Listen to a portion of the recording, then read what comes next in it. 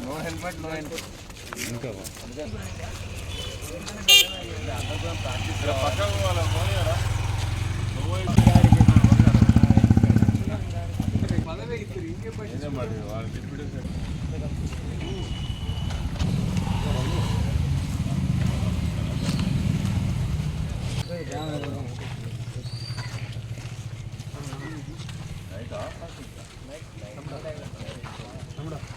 అందరిని గెలిపించాలి.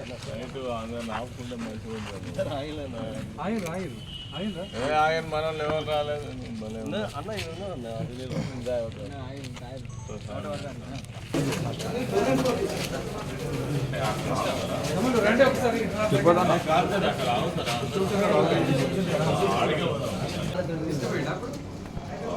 ఎంపీగా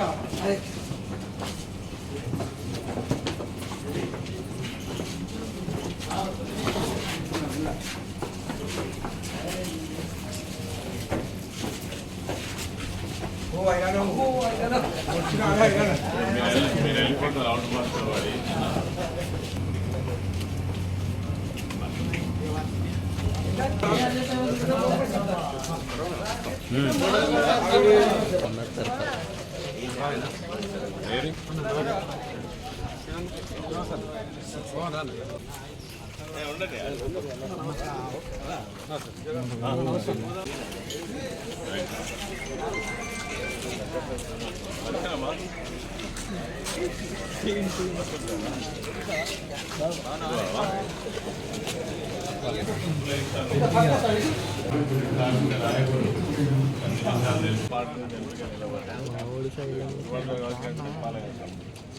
తప్పకుండా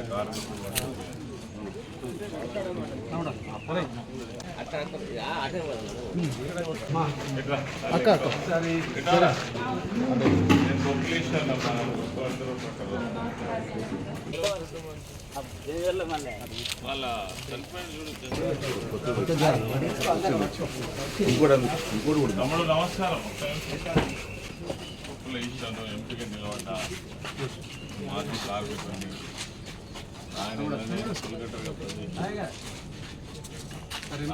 కోల్కట్టగా డబ్బులు ఉన్నాయి డిస్టర్బ్ చేయగలమ్మా. ఓకే ధన్యవాదాలు. పెద్దపల్లి నియోజకవర్గం నుంచి బీఆర్ఎస్ అభ్యర్థిగా ఉన్నటువంటి మన కొప్పుల ఈశ్వర్ గారు ఈరోజు జీడీకే వనింగ్ లైన్ సందర్శించి కార్మికులందరినీ కూడా కలిసి అభ్యర్థించడం జరిగింది కారు గుర్తుకు ఓటు వేయమని. అందులో భాగంగానే అన్ని డిపార్ట్మెంట్లు కార్మికులను కలవడం జరిగింది.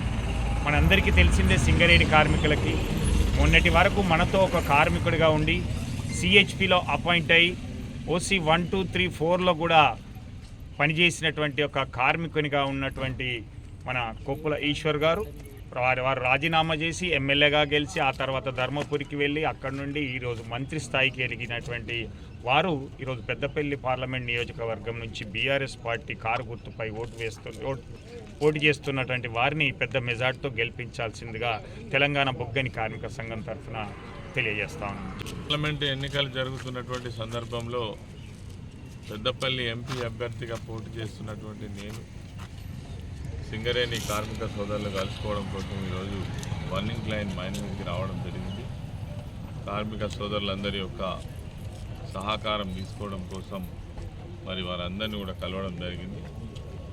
నేను మాజీ సింగరేణి కార్మికుడిగా మా కుటుంబమే సింగరేణి కుటుంబంగా ఈరోజు నేను ఏదైతే వన్నింగ్ లైన్ మైనింగ్కి వచ్చిందో ఈ మైన్లో మా నాన్న కోల్కట్టర్గా పనిచేసినటువంటి జ్ఞాపకాలు ఈరోజు నాకు గుర్తుకొస్తూ ఉన్నాయి.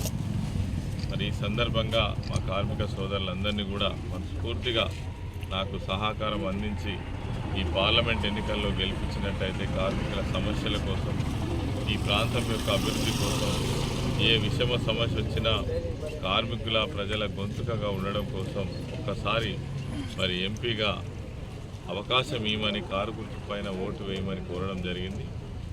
అంతేకాకుండా తెలంగాణ రాష్ట్రం వచ్చిన తర్వాత మన గౌరవ మాజీ ముఖ్యమంత్రి కేసీఆర్ గారు తీసుకున్నటువంటి నిర్ణయాలు సింగరేణి సంస్థలో అనేక మంది కుటుంబాలకు జీవితాన్ని ఇచ్చినటువంటి విషయం మనకు తెలుసు.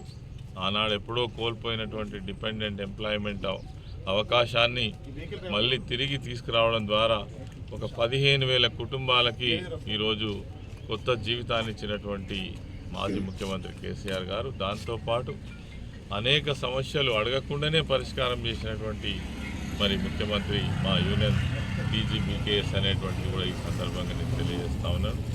అదేవిధంగా రేపు రానున్నటువంటి కాలంలో సింగరేణిలో జటిలమైనటువంటి సమస్యలు ఉన్నాయి.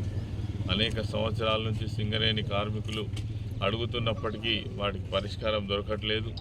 ఇన్కమ్ ట్యాక్స్ ఎగ్జంప్షన్ కావచ్చు, అదేవిధంగా ఇక్కడ పనిచేసి దిగిపోయినటువంటి వాళ్లకు ఇళ్ల స్థలాలు కావచ్చు, వృధాగా ఉన్నటువంటి క్వార్టర్స్ను అదే కార్మికులకు అందించే విషయం కావచ్చు, వేలాది మందిగా పనిచేస్తున్నటువంటి కాంట్రాక్ట్ కార్మికులు కావచ్చు, వాళ్ళ సమస్యలు కావచ్చు, అదేవిధంగా ఈ ప్రాంతం అంతా కూడా కోల్ మైన్స్తో ఉండడం వల్ల, ఇండస్ట్రీస్ రావడం వల్ల, చాలా పొల్యూషన్ ఉండడం వల్ల ఇక్కడ చాలామందికి అనారోగ్యంతో బాధపడుతూ ఉన్నారు.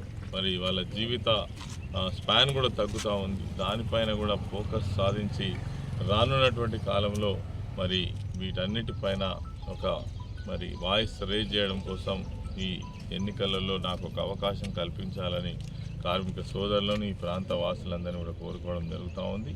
వారి నుంచి సానుకూలమైనటువంటి స్పందన మనకు కనబడుతూ ఉంది. నేను కలిసినప్పుడు మిమ్మల్ని గుర్తుపట్టమా, మీరు మా మాజీ కార్మికులు కదా అనేటువంటి పలకరింపు నాకు ఎంతో ధైర్యాన్ని ఇస్తూ ఉంది. కాబట్టి తప్పకుండా పెద్దపల్లి పార్లమెంట్ పరిధిలో ఒక మంచి వాతావరణం అయితే నెలకొంది. తప్పకుండా మేము గెలుస్తామనేటువంటి నమ్మకం ఉంది.